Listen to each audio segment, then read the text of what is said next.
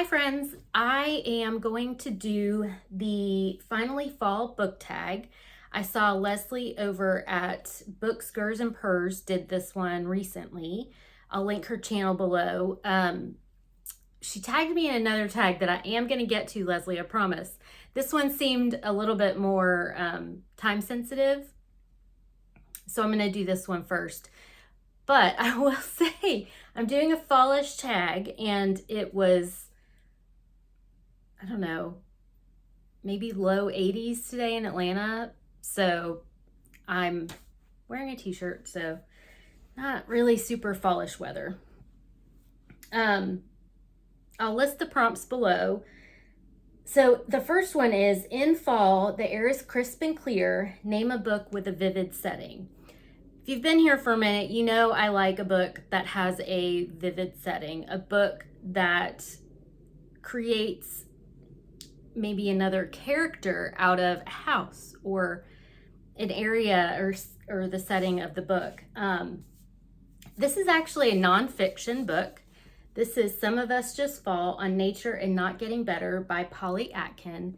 She lives in the Lake District in England, and the imagery in this book, she talks about swimming, she talks about her chronic illness and how the chronic illness can impact her ability to get out in nature, and I can relate to that 100%. So it's not actually a building, but it is an area, the area that she lives in, and she's very vivid in her descriptions that you feel like you're there. I've never been to the Lake District. Of course, I want to go. I'm a Jane Austen fan. I got to go sometime. But this book, Polly really takes us there, and it sort of feels like you are there. I loved this book. I tabbed it up like crazy, and I color coded, like I matched the cover. There's I think it's the paperback cover, or maybe the US edition is like a white and a purple. I could not wait to get this, so I ordered it from England because it came out in England earlier. And it's beautiful. Then I saw the US cover and I was like, I can't justify buying two books, but the US cover is gorgeous as well. So yeah, definitely recommend that one. All right, number 2, nature is beautiful, but also dying. Name a book that is beautifully written, but also deals with a heavy topic like loss and grief. I read a lot of sad books. It's just what I gravitate towards. So it was actually hard for me to pick. So I actually picked a middle grade and an adult book. So I'm gonna start with a middle grade. This is Pony by R.J. Palacio. This is about a little boy, or younger boy, does it say 12 years old, witnesses his father being kidnapped, and he has no one else. And this pony kind of appears from where his father was taken, and it takes you on the journey. He knows he needs to go find his father, and it takes you on the journey with him, and who he can trust and who he can't trust, and what's real and what's not. It was beautiful. It was beautiful and heartbreaking. I highly recommend that one. This, the adult book is Let Us Descend by Jesmyn Ward. This is, they call it in the description, a reimagining of American slavery, as beautifully rendered as it is heart-wrenching. It's definitely heart-wrenching for sure. And it's about a niece who is the daughter of a woman who was raped by her master, and a niece is the product of that. So the master is her dad, and her mom taught her from an early age basically to fight, and that we kind of watch a niece grow up alone, but yet also with other slaves around her. But there's nothing that they can keep as slaves, nothing they keep. They don't keep their family, they don't keep their possessions, they don't keep themselves, they don't have ownership of anything. And the instances that she's put into because she fights for herself or gets blamed for things are harrowing and just despicable that anyone would go through. And so it really, it's about grief, but it also brings a great sense of grief from the reader for our history. This book has been very impactful for me, and definitely want to reread that soon. I say that about all my books. Number 3, fall is back to school season. Share a nonfiction book that taught you something new. So I went through my nonfiction books, and the ones that I've read, I only keep ones that I feel like I'm going to go back to and might reference in my writing for work. So most of them are about chronic illness, disability. And in that, I do learn new things all the time, seen from a different perspective maybe, or genuine new facts and things like that. The one that impacted me, that I still think about anytime, this has just changed my outlook on fairy tales, and that is Disfigured, on Fairy Tales, Disability, and Making Space by Amanda Leduc. Amanda takes us into her own experience as a person with a disability, and she also kind of breaks apart fairy tales that we grew up with, and kind of shows the ableism and discrimination that is seen in those fairy tales, and some of our adult novels as well. So again, highly recommend, and a beautiful cover, very beautiful cover. In order to keep warm, it's good to spend some time with people we love. Name a fictional family, household, friend group that you'd like to be a part of. This should be no surprise, and I would like to go live on the island at the house in the Cerulean Sea.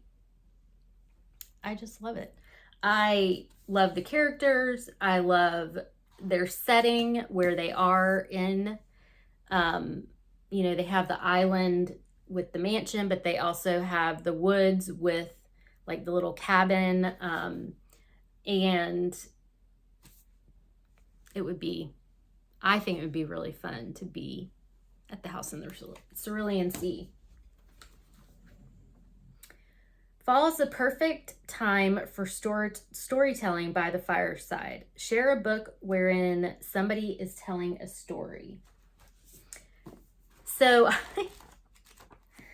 I was going to pick When I Was 10 by Fiona Cummings. This is a thriller, but it's told from the perspective of the 10-year-old when she's an adult. This crime happened and everybody was interested in it. And now 20 years later, one of the daughters is going to talk more about what happened. So that is great. Number 7, The Nights Are Getting Darker. Share a dark, creepy read. I automatically think of Alice Feeney, where there are probably creepier reads, but this rock, paper, scissors happens in a snowstorm in a cabin that they've never been to before, that have all these weird things going on in it. And for me, that's creepy. Being in a house that things move and there's a random wall of clocks. I think it's clocks or mirrors. I can't remember what the object is, but it's all over like one wall, which is all creepy in itself. So dark, creepy read. There you go. So 8 and 9, my answer is going to be the same. The days are getting colder. Name a short, heartwarming read that could warm up somebody's cold and rainy day. So I'm going to pick Anne of Green Gables by L.M. Montgomery. This is the first one. And then number 9 is Fall Returns Every Year. Name an old favorite that you'd like to return to soon. And that again is Anne of Green Gables by L.M. Montgomery. This is just joyful and funny. You fall in love with Anne as a character, but also the side characters as well. I mean, my favorite, I love Matthew Cuthbert. So I hope to return to this soon and continue on with the series. I've seen all of the movie, but I've read, I think, through 4, but I'd like to start back at the beginning since it's been a while. Fall is the perfect time for cozy reading nights. Oh, I realized I forgot one, but I'll go back to it. This is number 10. Fall is a perfect time for cozy reading nights. Share your favorite cozy reading accessories. So typically I don't have a fireplace in my house. So typically I want a cozy blanket. And this one I have is a quilt that my mom made many years ago that we used to have at the house I grew up in. And when she passed away, it was at my house, so I claimed it. So I like to have that out. It's kind of hot right now because it's a pretty thick quilt. And then, of course, like probably most people will say, some kind of candle. This is caramel frappuccino.